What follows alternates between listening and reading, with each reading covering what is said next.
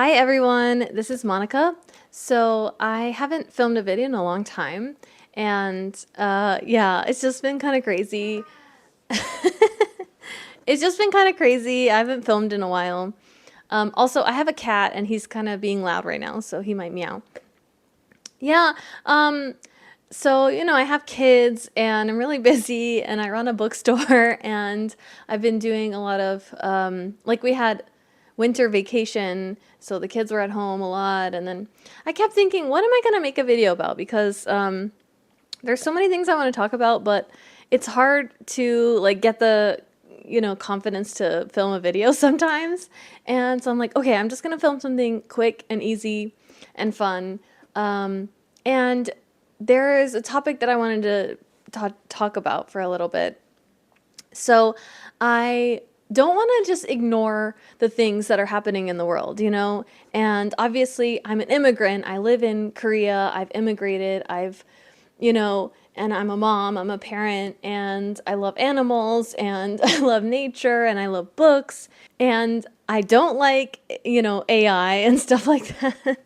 And I don't know. So I'm like, I want to talk about things, but I don't. And I want to make a cute, fun video, but I also don't want to make it like heavy and whatever. So I was like, okay, I know a good thing I can talk about. So I, first of all, learned Japanese. It was my major.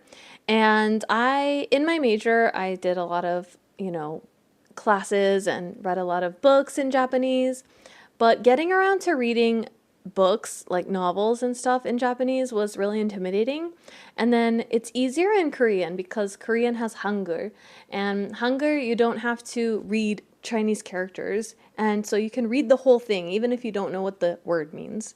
Okay, so a while back, a few years ago, I gave myself this challenge. Okay, I'm gonna stick to a book. I'm gonna pick a Korean book and read it cover to cover and say that I've finished reading a book in Korean.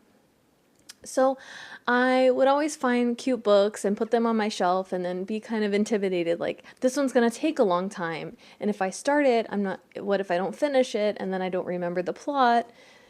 So I found this book that was perfect.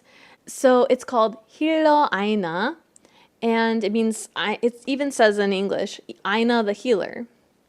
And I thought, oh, this is maybe a book that's translated. But no, the author is Kim Soo-young, and the illustrations are done by Eun Jung Jium, illustrator. And so I was like, oh, it's a purely Korean book, and it has pictures. Let me see if I can show you.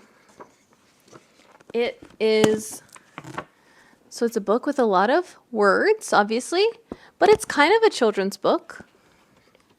I mean, it is a children's book, but it has lots of text. And then it also has these beautiful pictures, beautiful illustrations every so often. And look how short it is. It's very short. And I was like, this is perfect. It's not like a long novel.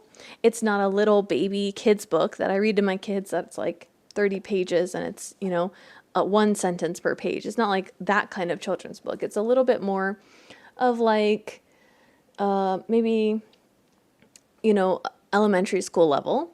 And also the topic, like the story in the book, it's about a magical girl who discovers she has powers to heal things. So she goes around and I think she lives on an island. I can't remember. I read it a long time ago. So yeah, she lives on an island and it's kind of like decaying or there's something wrong. And if you've ever played Disney Dreamlight Valley, which I just got back into playing that, it's kind of like that. So things have been affecting the island, pollution and the animals are sick, that kind of thing. So she goes around and like gains confidence in herself and learns how to heal others, and she makes friends and she talks to others and figures out the problem. And yeah, I chose this, and I'm really glad that I chose this as the first book that I finished in Korean. It gave me a lot of confidence in my reading ability, and I learned a lot of words, and I got to see pretty pictures, and it wasn't too challenging, it wasn't overwhelming, and anytime I didn't know a word, I could learn it through context because it's a elementary school level book. So I was like, yeah, this one's really good. I should recommend it to other Korean learners or even anyone who wants to read, you know, really cute book about a girl getting confidence and healing the world and having hope and not giving up and, you know, wanting to spread joy and hope and healing to the world. I really think that's a really cute book and a really touching message. And for me, it was a really great way to up my Korean skills. So yeah, the book has a little bit of dialogue. It has, you know, descriptions of things. It has just a few characters. It's not overwhelming and it's really cute and my cat's my cat's being loud.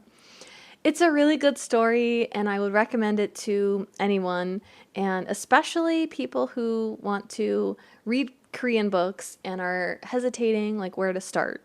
So, Aina the Healer Aina by Kim Soo-young. It's a really good book. I really recommend it. Okay, and then while I'm here, I might as well show you some other books that I have that I haven't read yet, but I will. First one is 긴 밤. I think this is really popular. I think it won a lot of awards, and it's always in every bookstore that I see. It's really similar to Aina, where it has pictures every now and then and it has a lot of text. It's mostly, I think, about animals escaping from captivity, I think. I haven't read it yet, but I will. It's really similar. There's text and there's sometimes pictures. It's not too long. It's not very thick, and it's a little bit more approachable than like a full novel. There's also this one that I bought. It's a series, and I'm hesitant to start series because sometimes I pick up the first or second one, and then later they have 3, 4, 5, 6, and there's a lot of them. But it's also very short and about animals, and these are all very cute, and I love the art style. This one is 위풍당당 여우꼬리, and this one's really cute looking. Here's another one I really, really want to read. It's called 시간 고양이. And this one's also really popular. The pages are just really beautiful. It's not very large either. This one's longer than Aina, and it's a series, so I'm not sure when I'll get around to this, but this one's really cute. And then this one is really cool. I want to read this one soon. This one I got a long time ago. My friend and I were like, oh, we're going to read it together. And then we never did. 고양이 맙소사 소크라테스. It's about different philosophies and philosophers. And each one has like a short little chapter of fun, like illustrated tidbits about them and quotes translated into Korean. So it has stuff like this, and it's a lot easier to read than like walls of text. But this one's really cool. It's about, you know, history and philosophy and sometimes astronomy and stuff like that. This one's really cute. I think it's a really cute, approachable way to start reading Korean more, and that's what I want to do. So yeah, this is just a short little video I wanted to make. I wanted to get back into making videos and not have to edit something super long. And I do want to do a wrap-up video of last year, because last year I got into a lot of cool things. And then I'm going to more concerts, and I went to more concerts, so I want to talk about that too. But I wanted to talk a lot about books, because, you know, I read a lot, and I try to read a lot, trying to read more. And yeah, there's a lot of things in the news that are really scary and really frustrating, and it's hard to wake up every day and see awful things happening in the news, especially because I'm living in Korea. I don't live in America anymore.